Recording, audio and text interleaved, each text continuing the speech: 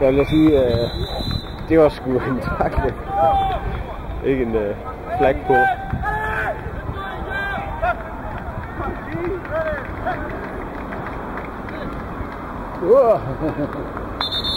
Det er træls med den der hvide linje derovre. Jeg tror alle sammen, det er sidelinjen. Nå, den kraftige der. Ja. Ja. Vi brokker så meget jo første aften over banen. Og helt ude ved kanten, så blev det tæt på det. Åh, det er fordi, de har rykket. Ja, de har rykket. Så de brokker. Ja. Den er over på den anden side også.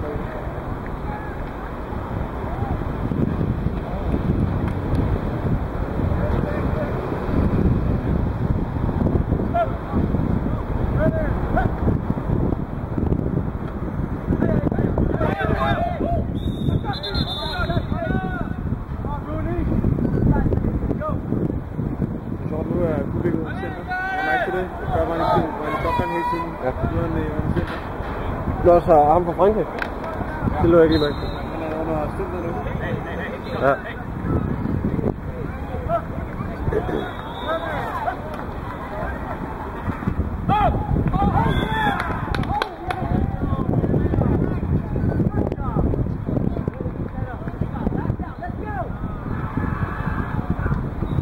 Kan du det op? Nej, der skal gå 20 minutter ned af den der gade der. Det skal vi finde. Det er fordi over på et hotel lige herovre, der er der tyskere ladestik. Der er ikke... lavet... Jo, der er et apparat, der kan lades. Det er kamera. Jeg har lavet, og jeg har forlænget den hele på verden. Det er faktisk lidt. Ja. Det var mere min PC, jeg gerne ville have til at stå og uploade nogle billeder til YouTube i nat eller sådan. Ja. For eksempel den her. For at dokumentere lidt.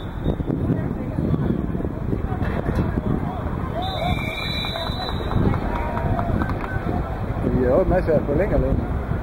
Vi mangler bare den profil. Ja, det er simpelthen bare connection. Ja, er det fordi det er rundt, og så er der lige to kanter ude siden der? Med en slids i. Ja. Just fordi jeg har jo mast en af mine i.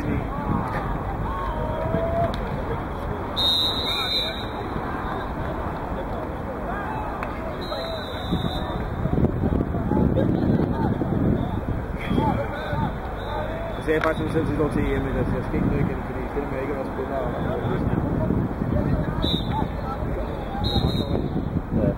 ja, ellers hellere være end...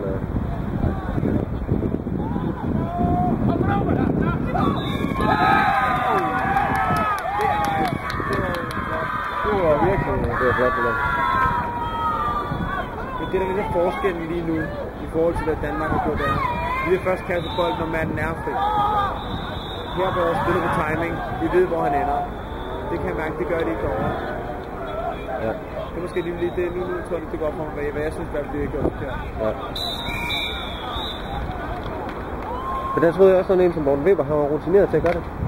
Men det var det er bare min... Nej, det synes jeg, han har gjort med det. Jo, men...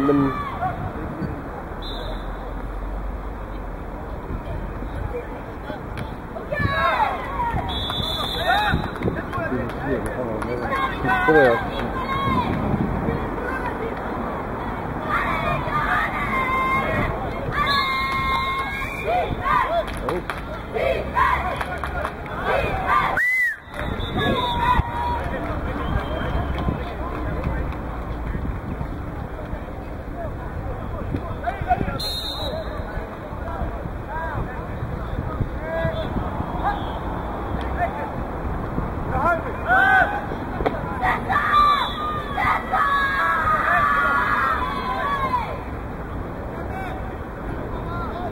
Ikke opbakning for Frankrig. Kæft, det lyder også sæt i det hele.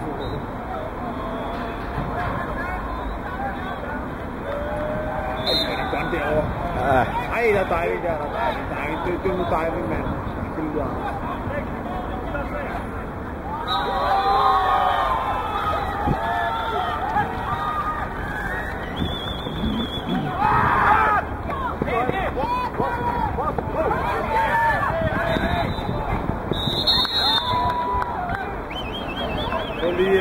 venstrebacken der, lige hurtigt.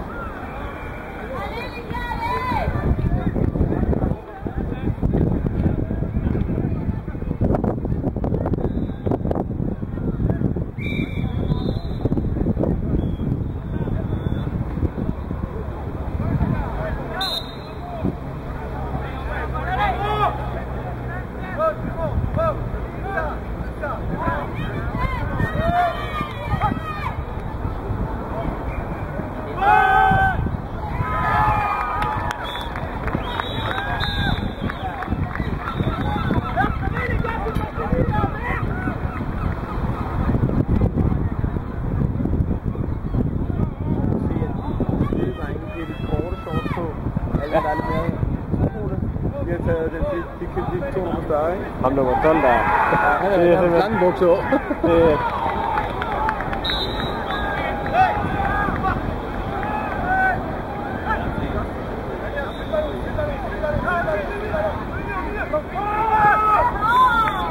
Kan vi lige sige samme spil spejlven? Ja.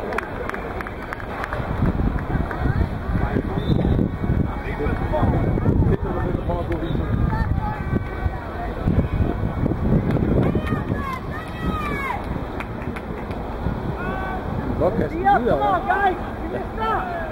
Du må lave et fremadrettet pass. Du må lave alle de handoff baglands, du vil. Så længe bolden ikke har været over line of scrimmage, den stigma.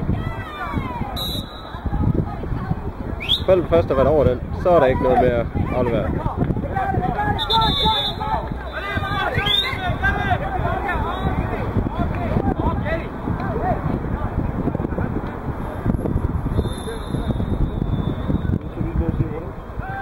Hvad skete der?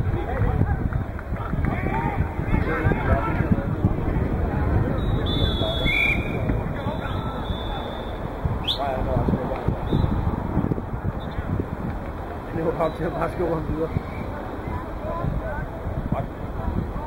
Ja, overfor. Ja. Pas så! Ham videre. Det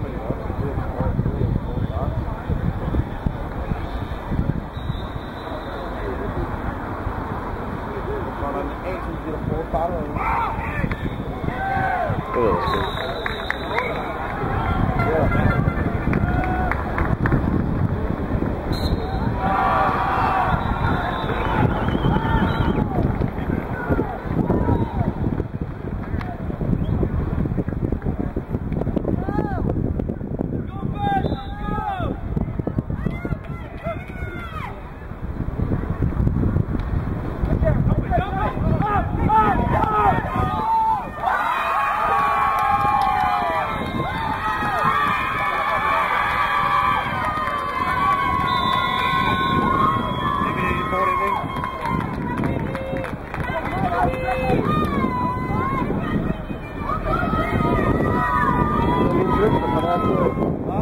jeg sgu ikke.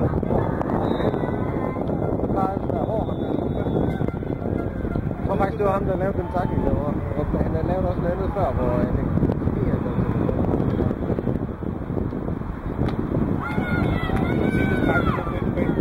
hvad? Det er tight. Ja.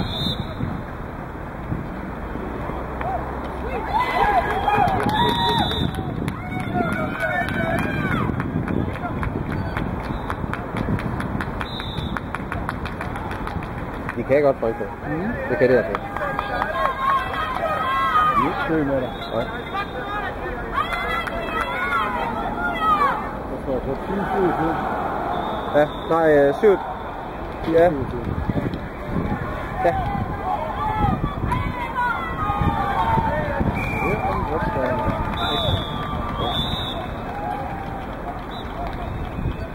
Altså, ja.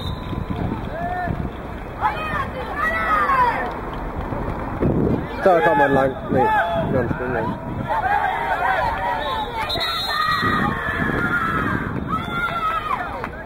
Jeg tror lige, nu kommer bumpen, ikke? Jeg synes, det er den der... Ja, jeg var også lige klar til at... Men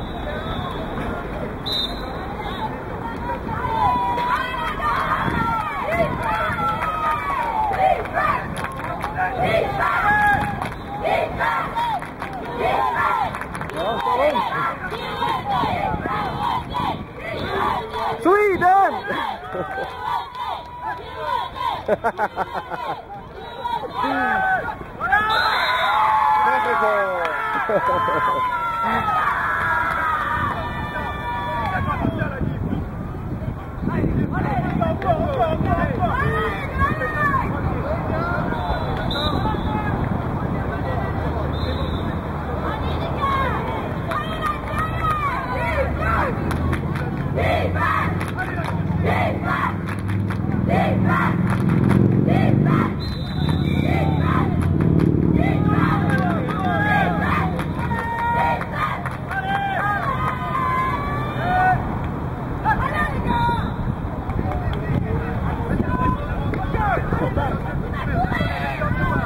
Var det ikke fremadrettet? Det var sgu fremadrettet kast. 7 seconds. Nå, nej, det...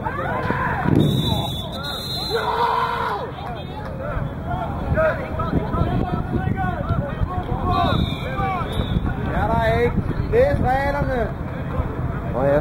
Først er kastet en gang. Det blev frem den første kort. Det kan vi stå og gøre der. Det er jo sådan ikke lovligt. Han må ikke. Det var fremadrettet kast. Nå, det ved jeg. Og så løber han med den. Ja. Det er jo fair nok. Men han må ikke, han må faktisk ikke kaste. Hvis han er kastet, så er der fejl. Det ved jeg ikke. Det var i hvert fald fremadrettet. Ja, det var. Det var helt klart fremadrettet. Ja, det var det.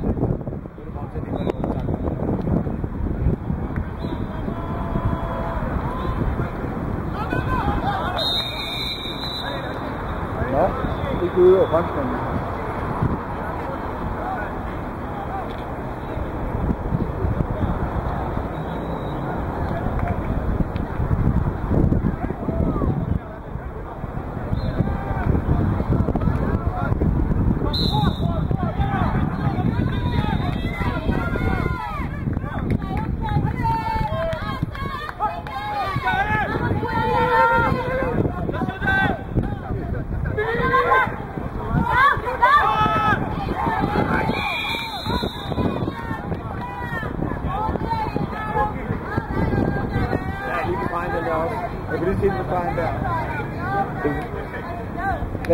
Skal den være klart bagudrettet, eller er det der? Så er det klart fremadrettet. Jeg tror, hvis den er helt lige, så er det stadig okay.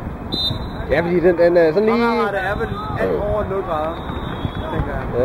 Ja, den var bagud. Ja, det var i hvert fald parallelt. Og den anden stod sådan stod. Ja, det var...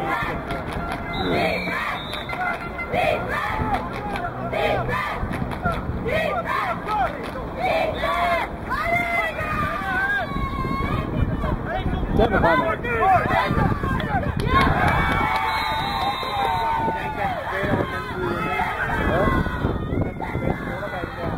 Var det ikke? Det var tæt på fremadrettet.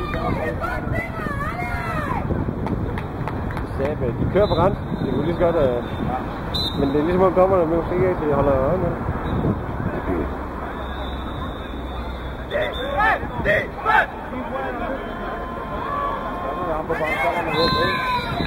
Kom man med? Jo. Jo.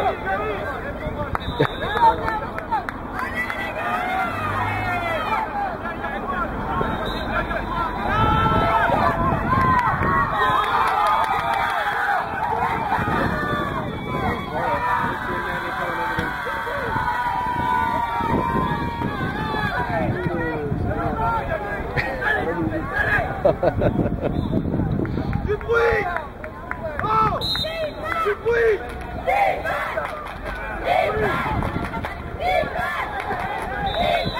Vive la France!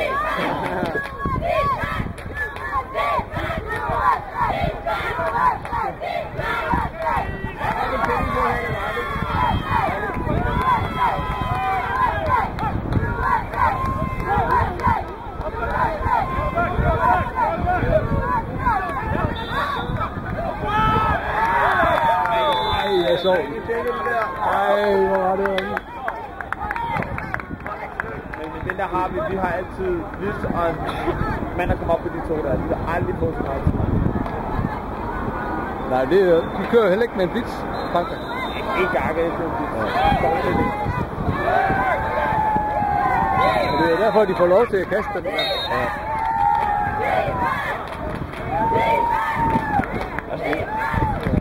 Der er et par spil her, de der trickspil, hvor de får meget tid.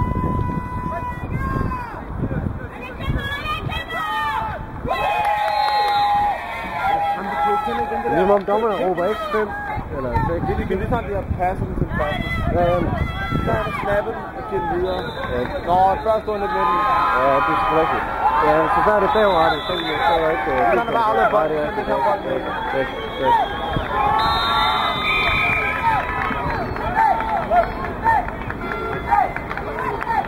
Han er bakkerne igen.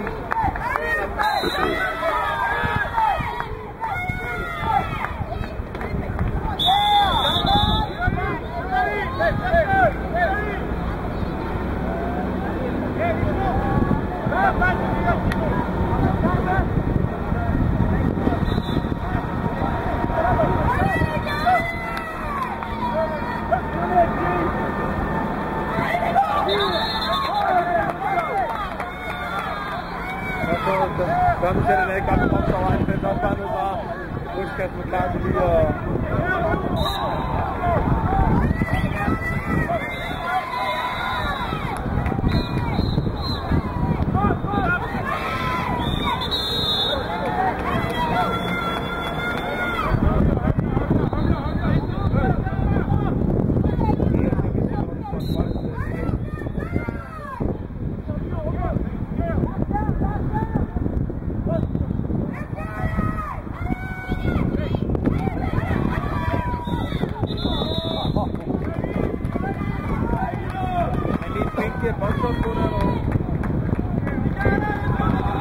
Det var ren Niklas Bender.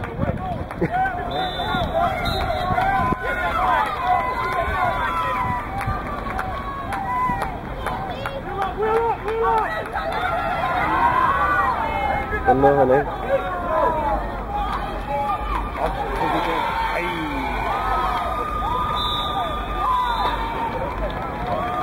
Det var i lige sådan, ikke? Det vildt nok, at de her G4-hold der her er jo vanvittigt gode. Ja. Håber vi kan få med i det. Ja. Med på 2 af dem. Ja, 2 af dem.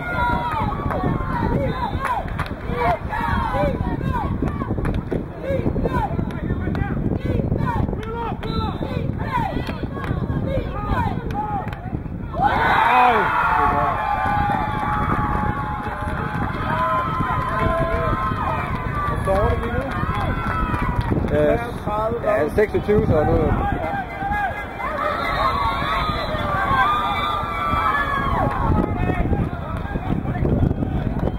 Der var lige været et ur. Det var rart.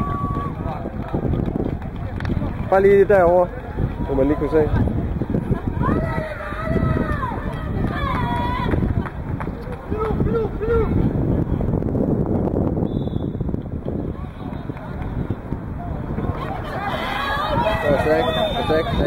Sæk.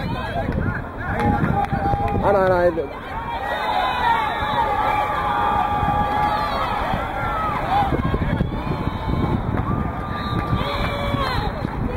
Helt klart. Når man kører op fladen med det Og Headref han havde den også. Ja? Jeg tror Headref han havde den også. Det var ham der stod line judge, han har ikke hørt det eller det.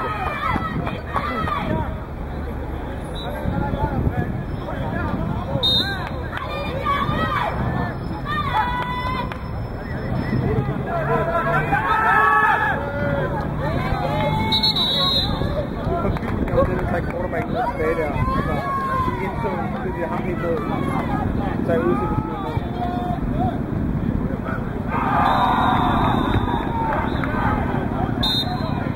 Det er det eneste, man gør, så bare sætte mand op på en gang. Så er det hele billedet nu.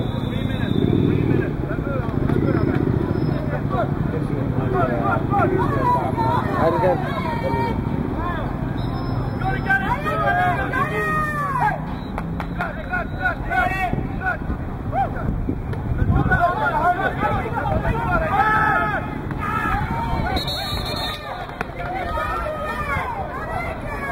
Den fanger virkelig den der.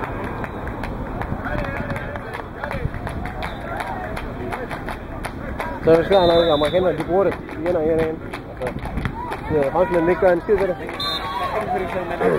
Ja. Ja. Problemet er jo, at du bare laver double move, triple move, hele tiden. Det er 12 han laver. Det er sådan set at gå bagud der.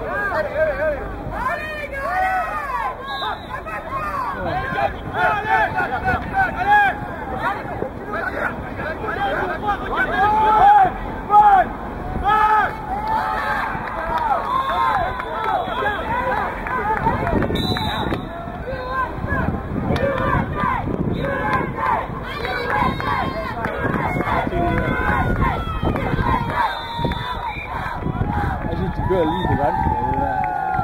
Jamen altså. Men der er ingen af dem, der har flyttet sig. Men de må jo have stået parallelt nok. Det er dårligt fransk defense, det der. Rigtig dårligt.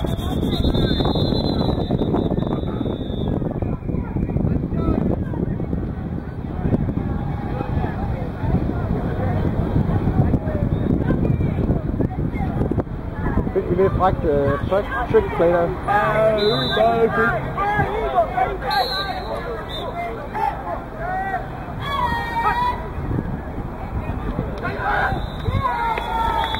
Der var en med.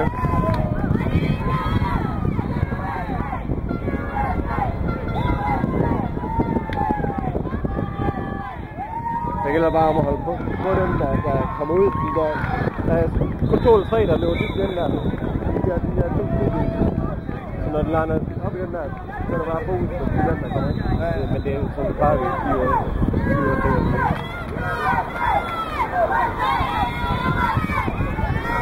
det er blevet lidt kølig her på aftentimerne.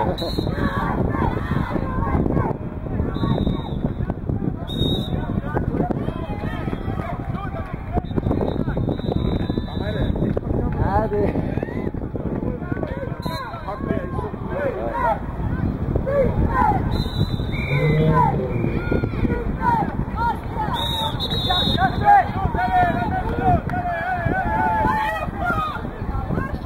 Det er travlt, kontra.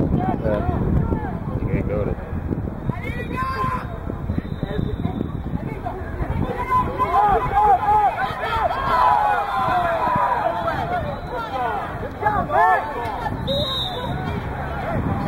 Jeg står og sover. Jeg filmer det ikke. Du kan ikke filme det alene. Jeg skal dreje den der, hvis jeg skal filme dernede. Jeg står og ser fodbold, jo. Ja, det skal du også.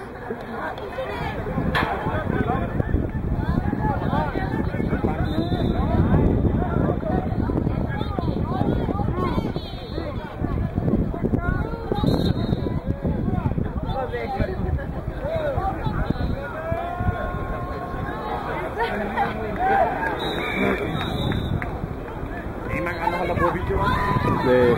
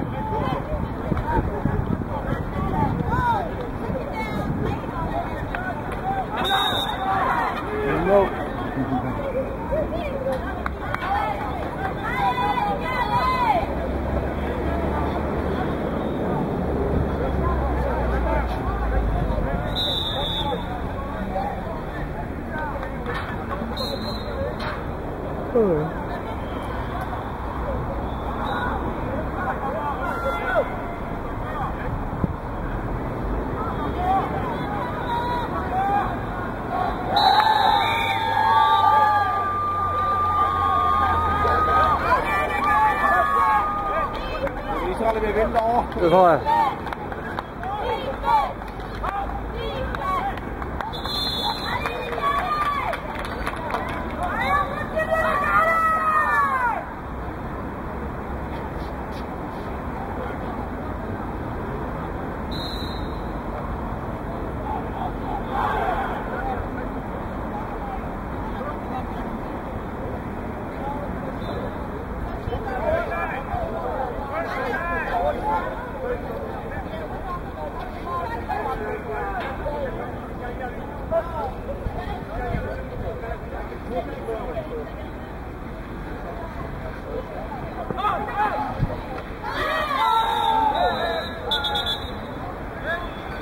sige til Daniel. Det var han derovre.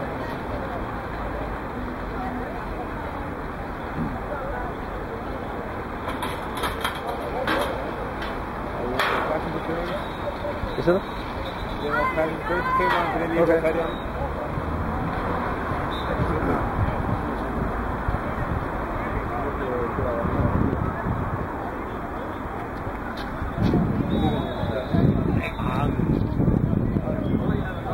Jeg kan lige skubbe ham. Det var lige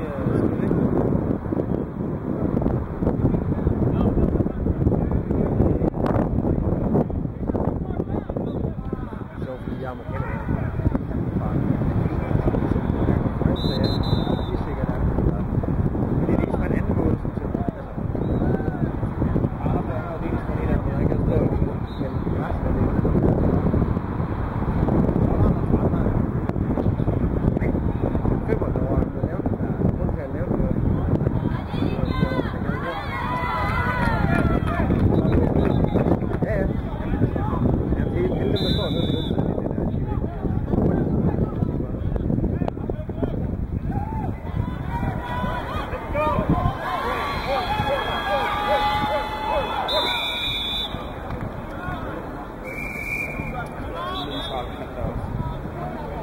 Det er jo de her 4 hold, der kæmper om det videre. Det må jo være rigtig fedt, ellers at få filmet den kamp derovre faktisk. Ja.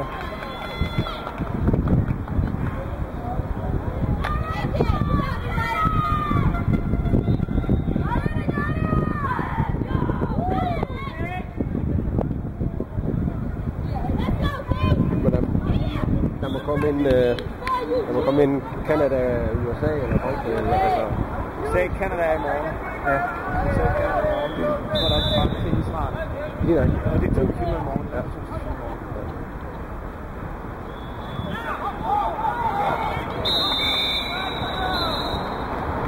Der står 25'eren derovre også på Canada. Så står det ikke. Stort brød. Ja. 25 og 24.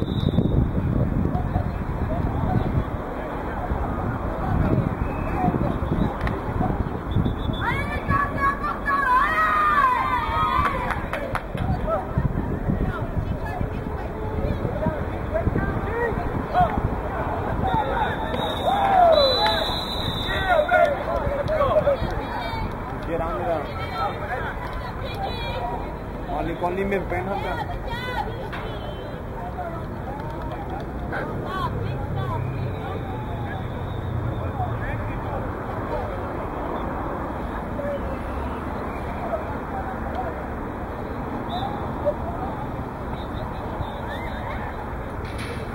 Der var skal vinde over 50 minutter, det skal det helt sikkert. Ja, fordi der bliver målscore er vigtigt nu, fordi de stod lige mod, eller hvad?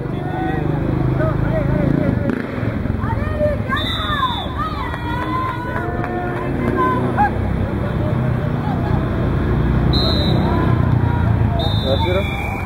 Nej, bare fordi jeg har brug for at vide, at overfald de kan klikke,